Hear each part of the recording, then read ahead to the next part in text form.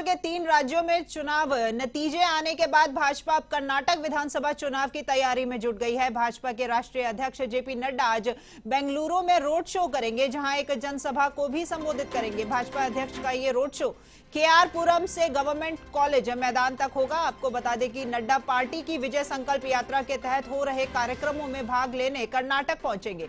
नड्डा ने ही 4 मजार जिले के माले महादेश्वर हिल्स में भाजपा की विजय संकल्प यात्रा को हरी झंडी दिखाकर रवाना किया था। भाजपा इस बार राज्य में 150 से ज्यादा सीटों पर जीत हासिल करने के लक्ष्य को लेकर चुनावी रणनीति बना रही है। 2018 के विधानसभा चुनाव में भाजपा ने 104 सीटें जरूर जीती थी, लेकिन 224 विधानसभा सीटों वाले कर्नाटक में 113 के बहुमत आंकड़े से 9 सीटें कम रह गई थी, जबकि कांग्रेस को 80 और जेडीएस को 37 सीटें मिली थी। कर्नाटक फतेह की तैयारी में जुट गई है बीजेपी। विजय संकल्प यात्रा के जरिए रण फतेह की कर रही है बीजेपी तैयारी। राष्ट्रीय अध्यक्ष जेपी नड्डा का बेंगलुरु में होगा रोड शो, जहां वे जनसभा को करेंगे संबोधित।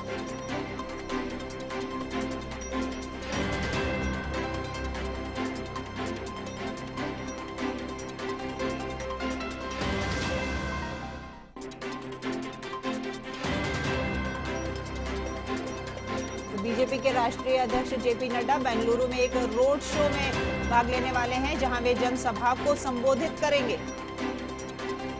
और कर्नाटक फतेह की तैयारी में जुटे हुए हैं।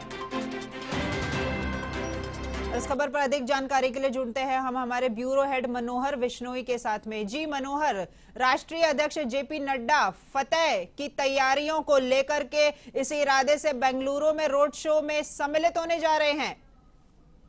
बिल्कुल राखी, देखिए भाजपा हमेशा चुनावी मोड में रहती है और पूर्व उत्तर के 3 राज्यों में जो चुनाव संपन्न होने के तुरंत बाद में कर्नाटक में पूरी तरीके से एक्टिव हो चुके हैं। और कर्नाटक में हालांकि अभी तक चुनाव का ऐलान नहीं हुआ, फिर भी भाजपा पूरी तरीके से अपनी ताकत झोंक करके वहां पर चुनाव प्रचार में जुट गई है। इससे पहले भी प्रधानमंत्री और अमित शाह ने भी जो कई चुनाव सभा के रूप में वहाँ कई रैलियां करी है। और अभी आज की बात की जाए तो जेपी नड्डा जो बेंगलोर में रोड शो करके चुनावी आगाज करेंगे।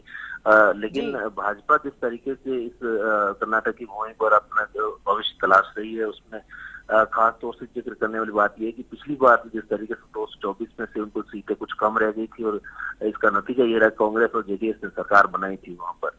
और इस बात को इस बार ये भाजपा है सुनाने की कोशिश करेगी कि पिछली बार सरकार उनकी बनी थी, लेकिन बाद में भाजपा ने वहां पर उलटफेर करके सरकार बना ली थी।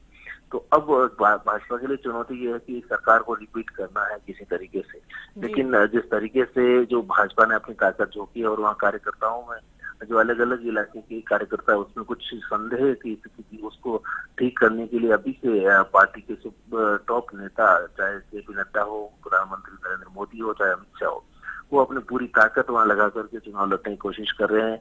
और कोशिश उनकी ये रहेगी कि इस बार ये रिपीट करके कर्नाटक में उनकी सरकार बनाई जाए, क्योंकि इसके बाद भी कई राज्यों में चुनाव होने हैं, उसका असर इस कर्नाटक चुनाव का असर उन राज्यों पर भी पड़ेगा। तो वो भाजपा चाहेगी कि किसी भी तरीके से इस कर्नाटक को फतेह करे और इसका जो परिणाम आएगा, उसका सकारात्मक जो परिणाम है उसका फायदा अगले चुनाव में लिया जाए। कोशिश भाजपा की यह है कि इस कर्नाटक के बहाने आगे के राज्यों में चुनाव जो होने हैं उसका फायदा लिया जाए और उसके बाद अगले साल जो लोकसभा चुनाव होगा उसमें भी फायदा लेने की कोशिश होगी। लिहाजा अभी भाजपा पूरी तरीके से अपनी ताकत के साथ कर्नाटक चुनाव प्रचार में जुट गई है। हालांकि सामने जो विपक्षी पार्टियां हैं वो उतनी एक्टिव नजर नहीं आती है, फिर भी सत्तारूढ़ पार्टी होने के नाते भाजपा इतनी ताकत झोंक रही है, तो हो सकता है कि उनको इसका फायदा मिले। जी शुक्रिया मनोहर आपका इस तमाम जानकारी के लिए। तो भाजपा ने अपनी पूरी ताकत झोंक दी है। फिलहाल कर्नाटक चुनाव में जीत पाने के लिए वो लग गई है, जुट गई है अपनी तैयारियों में, फिर से रिपीट करने के लिए अपनी फतेह को।